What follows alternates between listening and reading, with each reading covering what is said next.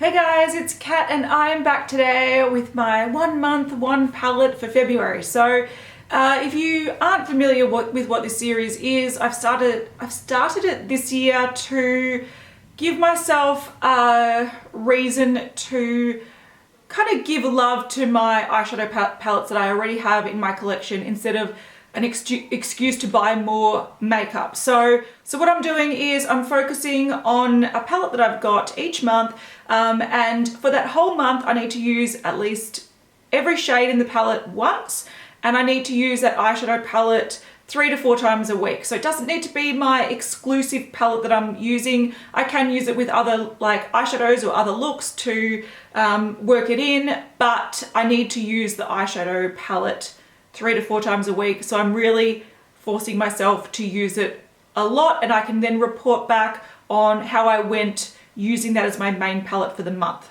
So in January, I focused on the original Too Faced Chocolate Bar palette. I'll have the video up in the cards. But in February, I decided to give some love to the Jaclyn Hill Morphe palette. Now, a few people thought I was absolutely crazy featuring a 35 pan palette in the shortest month of the year. And I guess, yeah, I was a little bit crazy. It worked out fine. I knew that if I was wearing at least 3 eyeshadows in every look, then I could get through the 35 shades, no problem. But I'm going to give a background on why I chose this palette, because when I first reviewed this palette, I didn't like it. And it's not that it's a horrible palette, it's just that I bought it when it first came out, and it wasn't available at places that offer free shipping internationally like Beauty Bay, and there wasn't really much word at the time about it coming to those because it was very exclusive and very limited quantities and they were building so much hype around it. So I was under the impression that it might have been limited edition and it may have only been Morphe website exclusive. So I paid a lot of money for this.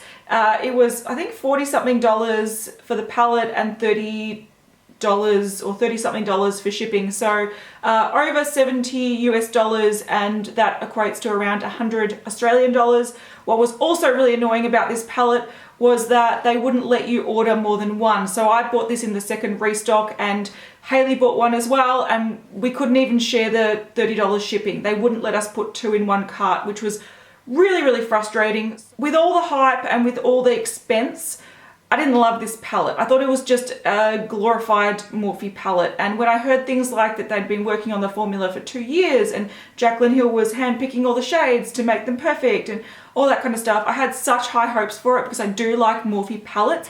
I was really disappointed by the quality and the shades. So I really wanted to give the palette a good try because so many people love this palette. They think it's, you know, the bee's knees, and for the product you get, the cost is fine and all that kind of stuff. So I really wanted to put my first impressions of it aside and try it for a month and really give it a good shot. So I've done that, and I'm here to tell you what I think about the palette. Okay, let's talk about the positives first. I do think that the quality is pretty decent.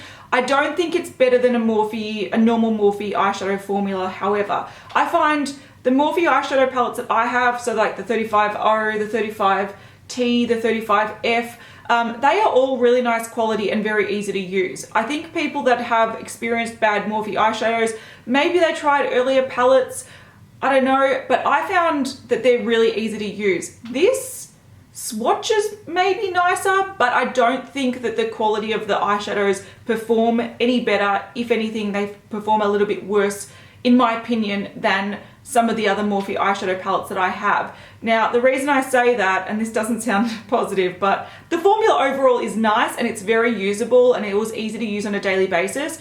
But I did find that some of the eyeshadows are very, like the shimmery eyeshadows can be quite chunky and very oily. So they've put a lot of oil in here. They swatch really well. So this shade doesn't pick up on the brush well at all. When I do use it, I needed to pat it on with my fingers because it just wouldn't transfer.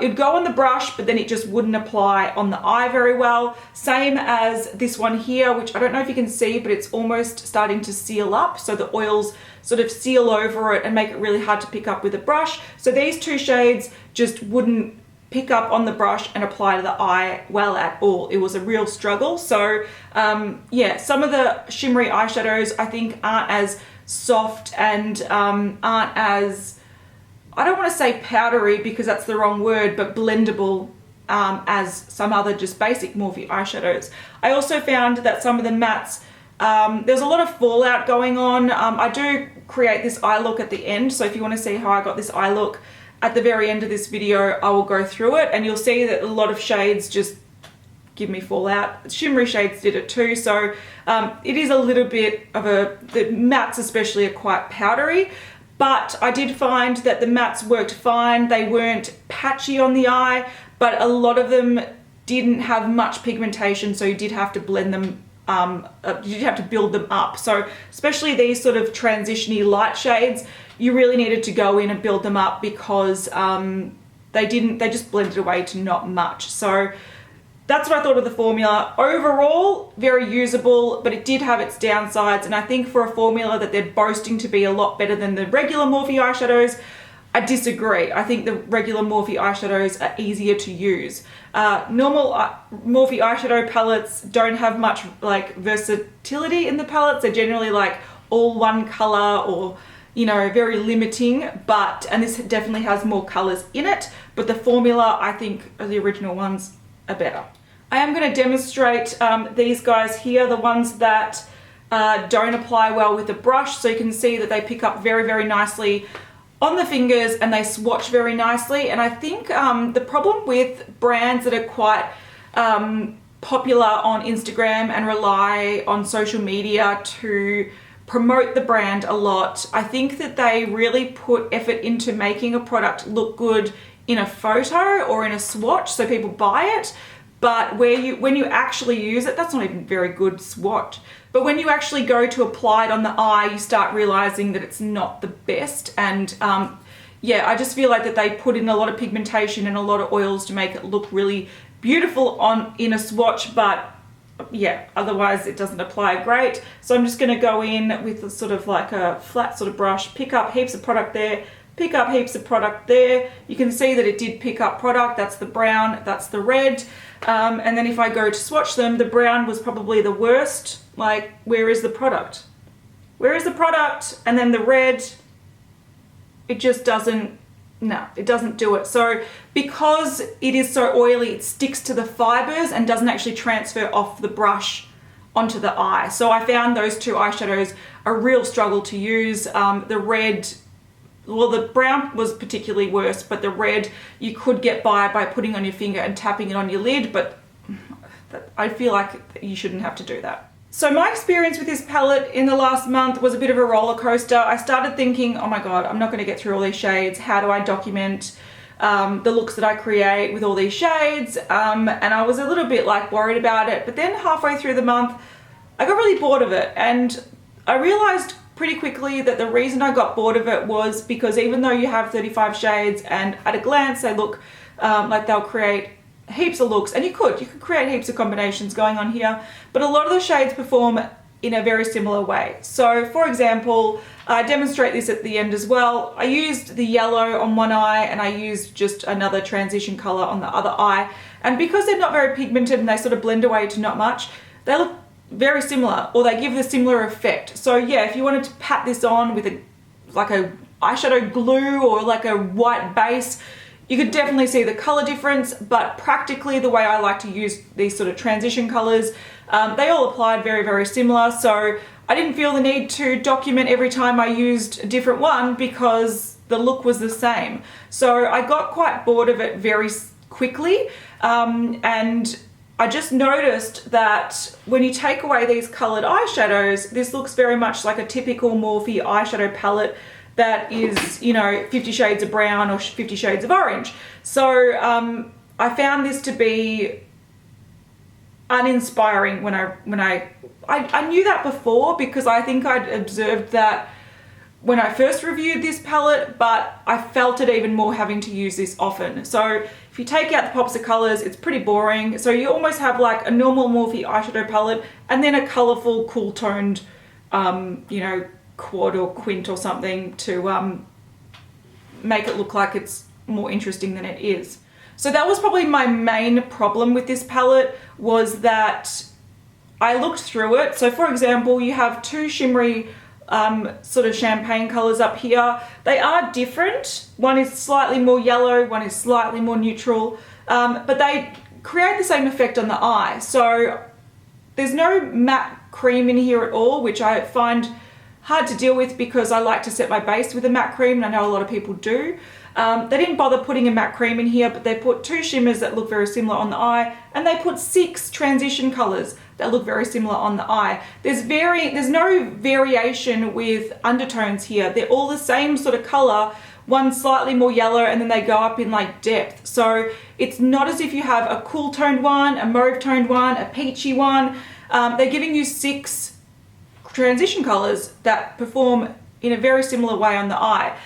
Same as the pinks. There's 3 pinks here. One is slightly more cool toned. It's got more of a light shimmer to it. One has a gold shimmer. One's a peach that applies very similarly as this. I did create a nice look using these. Like they're fine. They work quite well. And I used them on different days, just when I was like having a no makeup day, and just putting it all over the lid with a bit of mascara. So, you know, I've got a photo on the screen. It was fine, but it's just not the colors I tend to like using because they don't really suit my coloring. But I still don't think you need 3 of them in the one palette because they perform in a very similar way. If you did want a pink that had a kind of silvery finish to it, and you didn't have the 3 shades, you could just get one of the peach or the middle shade and put a bit of one of these champagne shades over the top to get a similar kind of effect. So I just found a lot of these shades very redundant. Same as some of these warm tone mattes.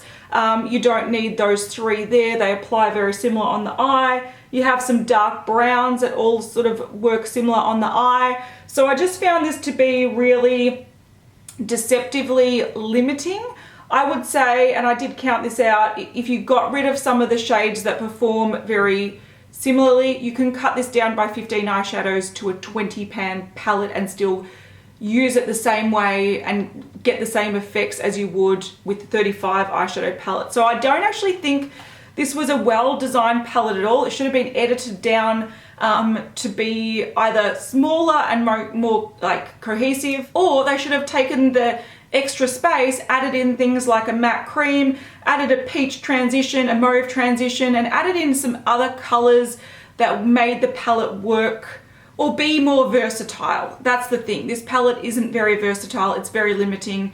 And after I tried pretty much every eyeshadow, I found myself going back and wearing the same look each time because whether I used sort of this brown or that brown or this kind of brown here, they all sort of gave the same effect on the eye, whether I blended it out with one of these or one of those.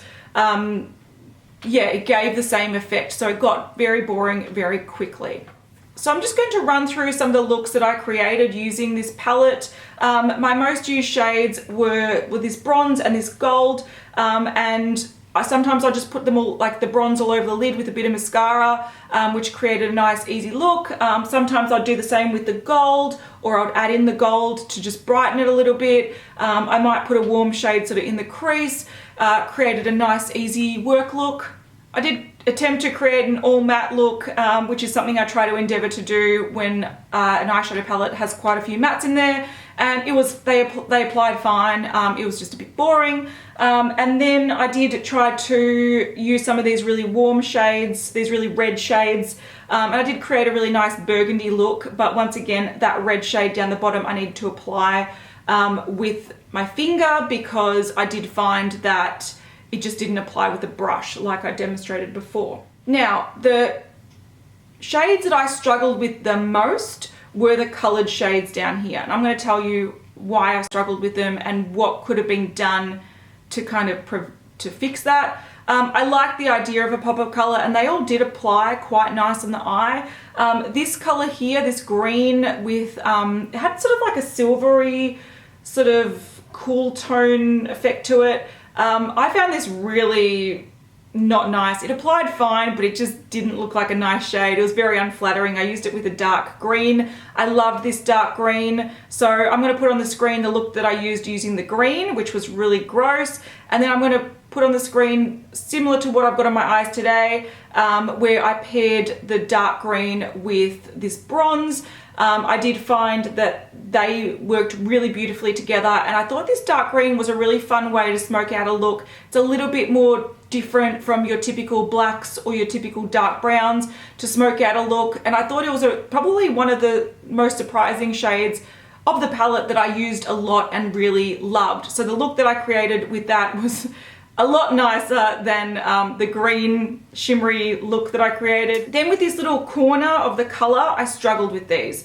They performed fine, but I just found that trying to get them to work cohesively with the rest of the palette was very, very hard to do. So what I tended to do was go in with one of these sort of colors, so either the more cooler tone bronze or the warmer tone bronze, and then I would pretty much, like with the teal, I use the shimmery teal and the matte teal together in a look with a teal liner. It looked fine in person. On camera it looked absolutely hideous, and I just found that it was a struggle making teal work with really warm eyeshadows.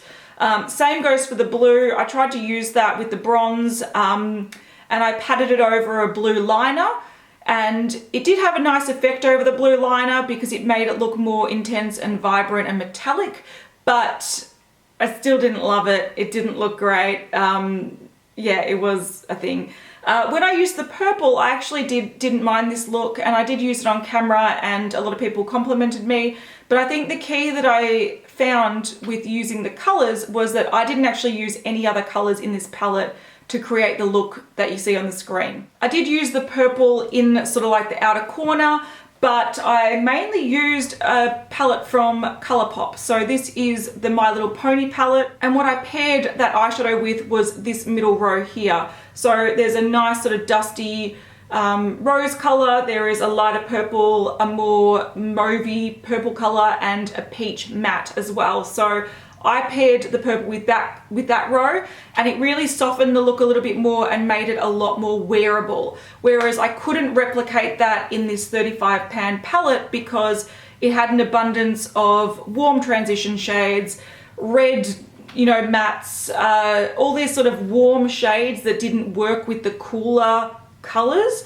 So what I struggle with this palette more than anything is that it looks versatile, but it's really not, because to work these colors organically and like in a flattering way with the rest of the palette, you can do it, but generally they clash. So what annoys me is that they didn't edit this down to maybe 20 pans, maybe even less, and then take the opportunity to add in a lot more shades that kind of work the colors in with the rest of the palette. And this palette is a good example of some of the shades that you could add in to the Jaclyn Hill palette to make it a lot more cohesive and allow you to create a lot more looks. Some other colors that I think could have benefited in this palette, just to, for example, make that purple work better with the warm shades.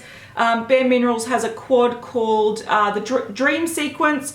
This has one of my favorite matte purples in it up here. This is a beautiful, beautiful shade. It doesn't swatch the best, but it applies really, really well. At the end of this video, I'll show you how I use the dark green in this look, but I could just very easily use this purple in the same way and create a really flattering look. So this purple is sort of like a darker, soft purple that can really make a purple or blue eyeshadow look work well and look a little bit more flattering and everyday wearable. So there could be that. The Modern Renaissance from Anastasia Beverly Hills also has some great examples of shades that would have worked, would have been a great bridging the gap between the warm eyeshadows and the colorful eyeshadows. This sort of mauvey color here, which is a matte, is gorgeous example.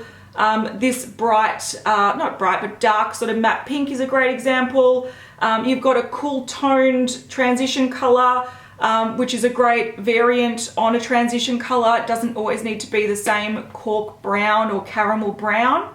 And lastly, this is just a Model's Own palette. It's a Supernatural palette. This gorgeous sort of forest green is a lot more flattering than that silvery green that's in the Jaclyn Hill palette.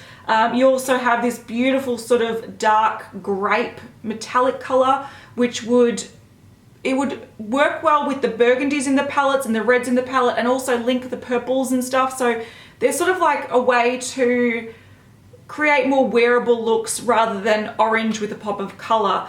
This is a great example of a cool tone transition as well. So it's more of a gray purple. So that's just 11 shades that I mentioned. And if you added that to this palette like that, hopefully you could see that it's a great way to add a lot of variety to the warms here that are very, very redundant.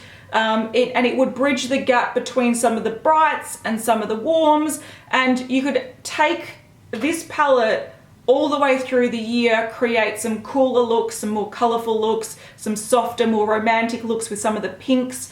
A peach would have been great to just work into some of these. So I feel like this was a badly edited palette and it was a missed opportunity. So yeah, if you cut this down to 18 or 20 shades to get the same effect, and then you added in some other colors that helped you get variety out of this, I would have loved it. So before I put this away for a long period of time, which I'll be happy to do, I'm going to swatch you the 4 shades that I use the most, the ones that I reached for pretty much this every day when I had used all the shades. I just went for a transition tan color, which doesn't even really show up because they're not very pigmented. That gold was a really, really gorgeous gold. It applies really, really nicely, and if you're going to be very redundant with repeating a lot of shades, I would have loved more variations of this gold because it was definitely a winner of a shade. I really love that bronze that I mentioned a few times, and I'll mention in the look that I'm creating. This was a nice bronze, very flattering, and I loved that dark green. That dark green matte really worked well with the gold, it worked well with the bronze, and it was a nice variation on just a dark chocolate brown that you use to smoke out a look. And these are the 4 shades that I'm using on my eyes today and that I will be demonstrating very soon. So those were my favorite. You can see how this kind of gets chunky. It's very oily. It's sort of flaking off the skin, which is not the best. Stick on, please. But yeah, if I just bought this as a quad, I would like it more than buying this whole palette, because yeah.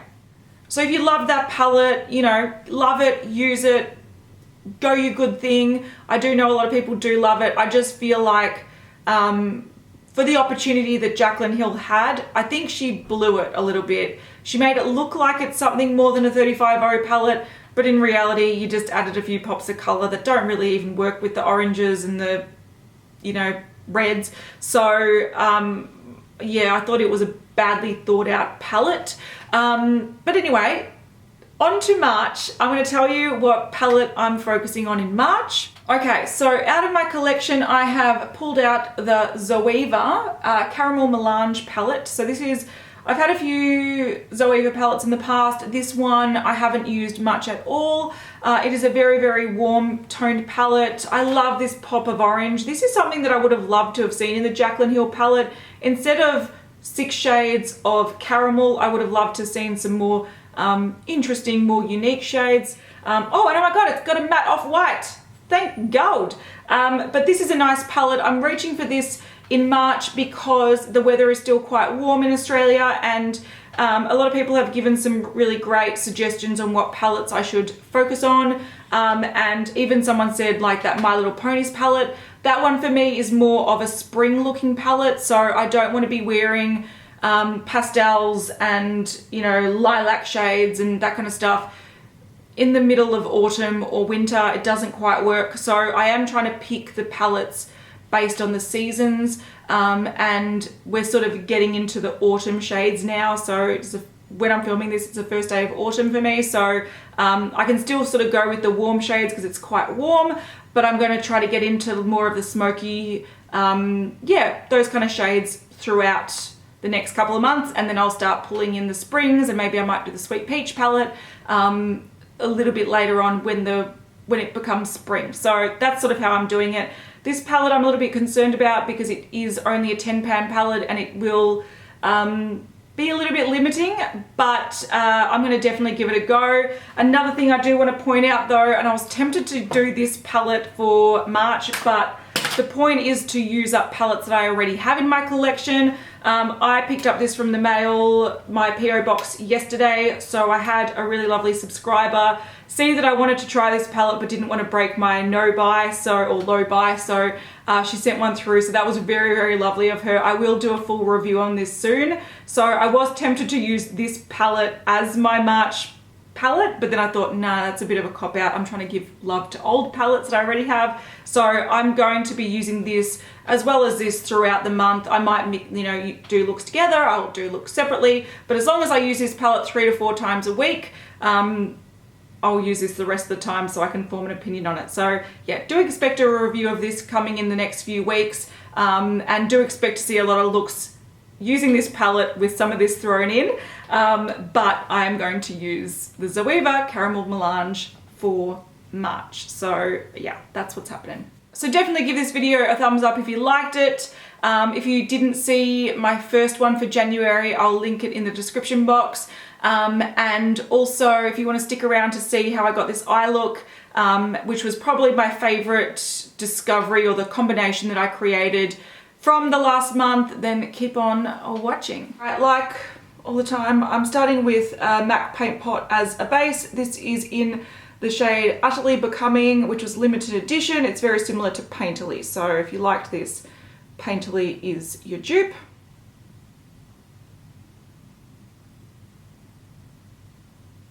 And I do like to set my base a little bit with just a cream matte eyeshadow. I mainly do this in the crease because it can prevent the eyeshadow base from creasing, but also it really helps sort of blend if you want to blend colors on the lid. So I'm just using this one from Sephora.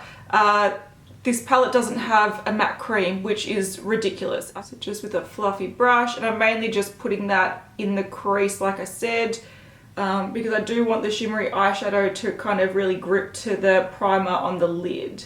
So the transition shade that I tended to reach for the most was probably this one here. I don't know if it performed any better than the others in the palette, but I just kept going back to this one, deepening it with like that one if I wanted to. I found them probably the ones that went with the most looks.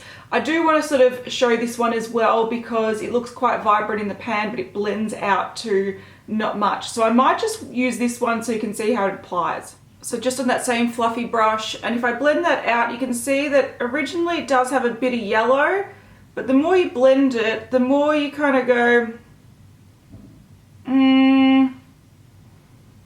yeah, nah. So these are quite blendable, but they are very soft shades. And if I go in with the shade that I just said that I use the most, which is that sort of soft browny tan color, you just kind of go, well, what's the difference?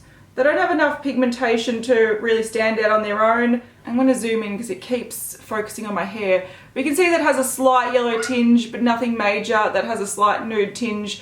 But overall, the effect that it gives on the eyes isn't much different. So yes, they're different colors, but they're not that different. And if you grab another shade, I'm just going to grab a darker one, and you just kind of build that up. Once again, doesn't really add much. It's just, they're the same. Not the same exactly, but the same effect. Like, those were 4 different shades I just applied. Meh. Alright, with one of my favorite brushes, which is just from Real Techniques, this is the base shadow brush. I love it because it's sort of pointed, but it's also flat, so I love packing on the product but also running it under the eye, like it's an all-in-one sort of brush. So I'm using my favorite shade, which is that bronze down there. It's my most used shade, and this one does perform quite well on the eye, so picks up quite nicely on the brush and it transfers. Oh, it's not showing a very good job there. It generally applies pretty well, so I just run the same shade just under the eye with the tip of the brush. Oh, there's a lot of fallout today. Come on, guys. So that's just the one bronze color, and if I'm just going to the shops or if I'm just going to work, I would just do this. I might tidy up the edges a bit by placing that tan color again just over it to sort of transition it better. But this is what I'd wear just with mascara to work or to the shops or whatever. So this is sort of my basic look that I start from. Then if I want to add a little bit more dimension or brightness, I'll go in with that one gold shade. I still think for a giant palette, they could have some nice different variants on gold, and I just put that on the inner corner as like a highlight. I find that those really light shimmery shades in the palette are too harsh for me. They sort of make my eyes look really far apart and weird, so I prefer something that has a little bit of warmth to it. So this is a good way to just add a pop of brightness compared to the brown. Fallout. I don't know why there's so much fallout today. Yeah, so it's a nice way to add a bit of brightness without it looking too stark, kind of white and harsh. And that for me is sort of like the level up. So if I wanted to add a little bit more interest, I'd likely wear this look with more of a winged liner. And so it just adds a little bit more dimension to it. But that's sort of like the second look that I'd go for. And then the last thing that I'd do to add to this look, if I wanted to make it more dramatic, if I wanted to make it more smoky, if I wanted to add some lashes or go out, or I wore this look when I was going to a wedding, I would add that green color, because I find that green color really interesting. It's quite unique, and I think it works really well at smoking out a look, but also tying in nicely with the colors that I used in the look. Often a black or something like that is a little bit too harsh, but I find this works really well. And the brush that I like to use with that is a Morphe brush, not affiliated, but it's an M506. It's a very small fluffy brush, and I find this is really good because you can apply it quite precisely, but also blend it while you're applying it. So I think it's a cool little brush. Now this green can be quite pigmented, so do tap off your brush, do start slower and build up, because all of a sudden you can find that with any dark color it can take over a look. So it's best to just sort of start slow and build it up. But you can see how green just really complements that brown color, and if you've got brown eyes, it really is a beautiful shade. So it's a nice alternative to adding a bit of smokiness. I also love really dark purples for this as well. They just complement more than just standard browns or greys or blacks. So I've just added that in the outer corner, and I'm sort of adding it to the crease just really lightly with the excess that I have on my brush. I might use a bigger blending brush and put a little bit more to build it up a little bit more. But for now, I'm just sort of keeping it contained. Same brush, because I'm lazy, just on the real tip. I'm running it just on my lower lash line. Once again, just get a little bit at a time and put it right on the tip so it doesn't go too far down on your eye or onto your face. But you can see that's just added real smokiness. I really like the color combination. So that looks crazy for now, but when I do liner and I do my mascara, you'll see that it looks a lot better. I will also build it up a little bit. I've just got a little bit of that tan color that I started with just on the brush to help blend this out a little bit. And if I blend too much out, I might go back in with the green, but I'm just sort of tidying it up at the moment. And I've just got a smallest amount of that green. I'm just going to correct the shape. I feel like this is a little bit darker up in there than this one, so I'm just going to even it out a little bit.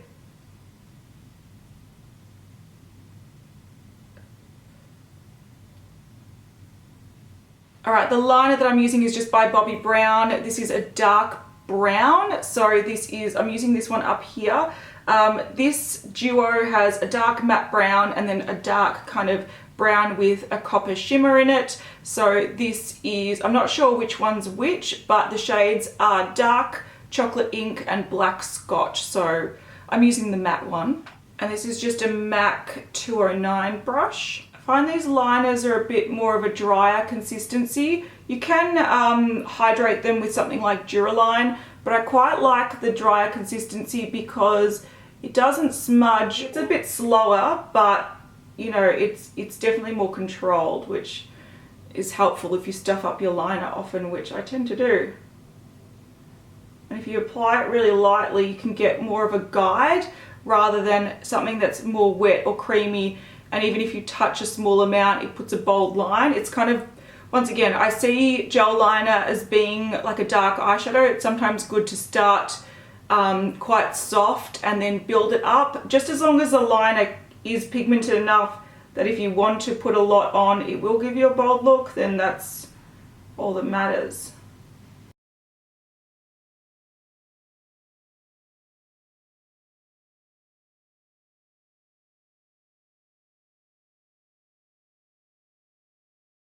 I'm also going to put that on the waterline. Tickles a little bit.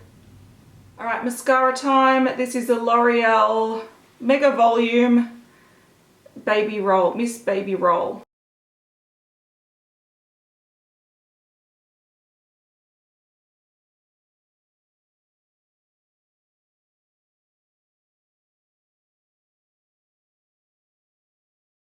Alright, so that's the way that I like to use this palette, and you could definitely just stop here. This is enough for full face of makeup, going out, whatever. But because I am filming after this and I've got a bit of filming to do later on as well, I'm going to put lashes on. And the lashes I'm going to use are actually from my friend's brand. So these are Bouquet Beauty, so they're from Jacob's brand. So if you watch And That's Jacob, he launched 5 pairs of lashes. Well, I don't know when you're watching this, but it's either launching this weekend or launched last weekend.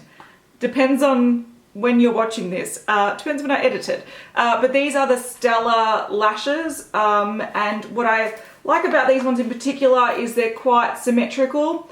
I tend to cut my lashes in half and just use half lashes, so these are very perfect for cutting right in the middle, using just, cutting right in the middle and using either the inner pair and outer pair as their own separate lashes. So I'll show you what I mean. Whoa, these are super fluffy lashes. I don't know if you can see, they have so many layers to them.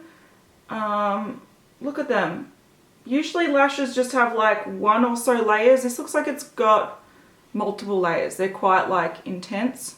They're also really, this is the first time I'm using them, but these are so flexible. The band is just like which is good. So hopefully you can see that by cutting them, I've created one set of lashes here, one set of lashes here. So I just like to apply them just on half my eye. I find it a lot more comfortable. I find that like lashes tend to peel off a lot in the inner part because I tend to get a bit, my eyes tend to water a lot just from the wind or air conditioning or something, so I don't have to worry about it popping off, and I don't feel like something's in my eye. Just popping them on the outer corner gets you that like elevated lash without too much hassle, so that's what I like to do. Got my trusty Model Rock eyelash adhesive. So all I do is just with my fingers, it's kind of hard with my mirror being far away, but I just plop them as close to the lash line as possible.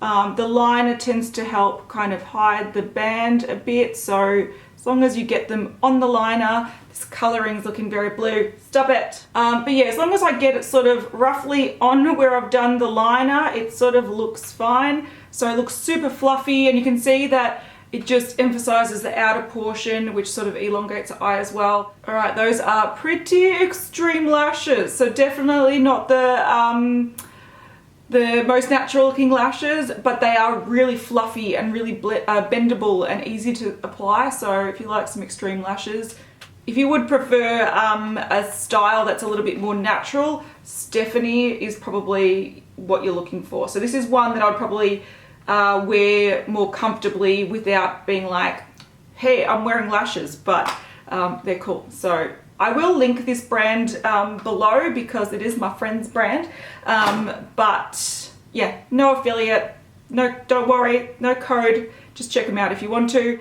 All right, so that is sort of like how I go from nothing to extreme using the same sort of steps but just building on them. And this is a color combination I found in this palette that I liked the most, and I thought that dark green was really unique. Really fun, and also works really well with the colors that I normally like to wear. So that is it.